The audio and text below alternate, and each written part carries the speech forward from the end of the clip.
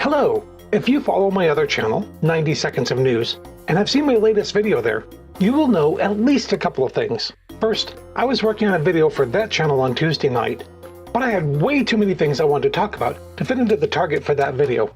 90 seconds if you couldn't guess. So I decided to split that video into two parts. One would stay there on 90 Seconds of News, and the other would be posted here. This is that video with the continuation of news stories that I want to talk about. And the second thing you'll already know is that I was not able to finish that video on Tuesday or Wednesday. Not wanting to waste all that work, however, I persisted and was finally able to get that first video posted on the other channel on Thursday evening. And here is the second video in the early hours of Friday. Then let's get started with some more news from just a few days ago, but still, I hope, very relevant and interesting.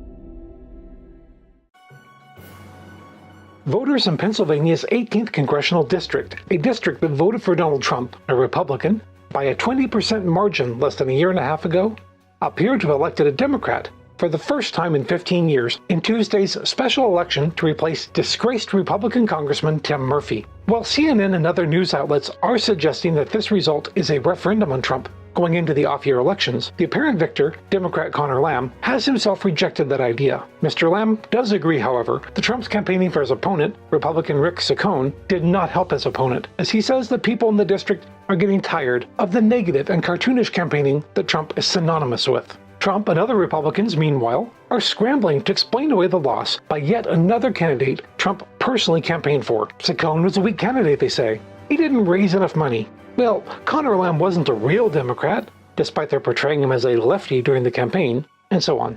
The BBC points out that Republicans had redrawn the boundaries of this district in 2011 to try to lock it in as a safe seat for their party.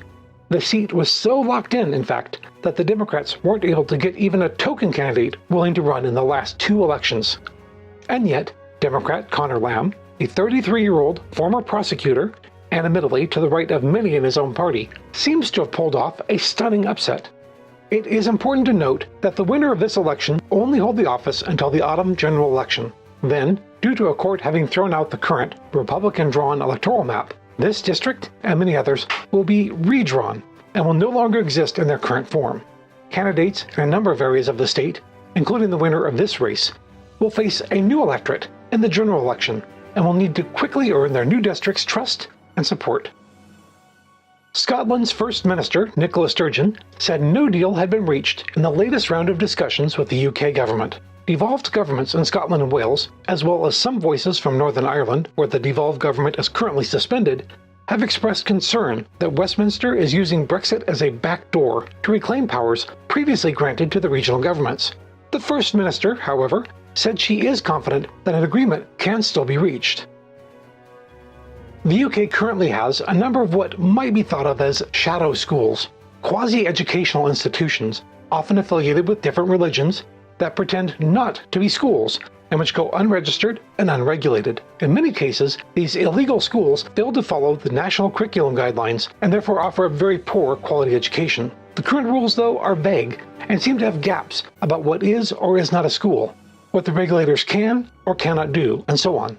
In some cases, regulators investigating illegal schools report being unable to do anything, while adults quickly rush children out a back door of the non-school and effectively disappear.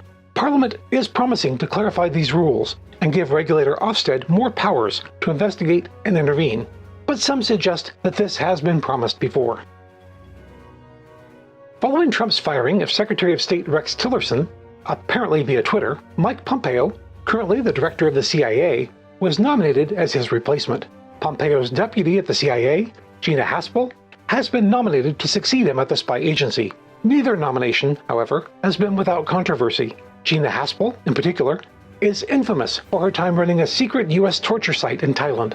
Kentucky Republican Rand Paul announced on Wednesday that he will oppose both nominees due to their past support of the Iraq War, their current support of regime change or war in Iran, and support for and a blasé attitude toward torture. The UK's The Guardian writes that while Tillerson was disastrous as Secretary of State and has almost gutted that department, Pompeo could be even worse, based on his anti-Muslim record, his hawkish views on military intervention, and his seeming dismissal of the value of diplomacy, which is the very mission of the Secretary of State. These, of course, are just the latest firings, nominations, and reshuffles in the Trump administration, and rumors persist of even more firings and resignations coming. And finally, physicist Stephen Hawking has died, aged 76.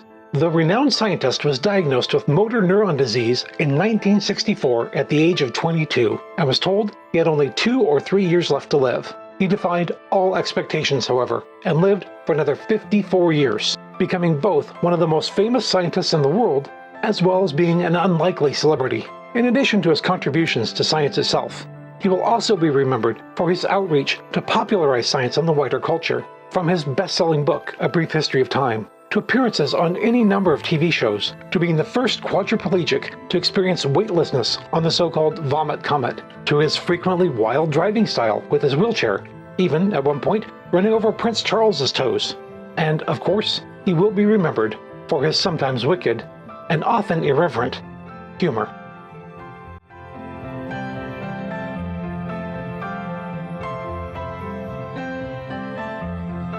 And that's today's video. I do hope you've enjoyed, and if so, that you like, comment, and share, and subscribe to my channel for more. Links to the stories that we've talked about can be found at the end of the video if you're a quick reader, or in the description on YouTube where it's a bit easier to read. And please, if you would, always remember to be good. And if you can't be good, be wicked well.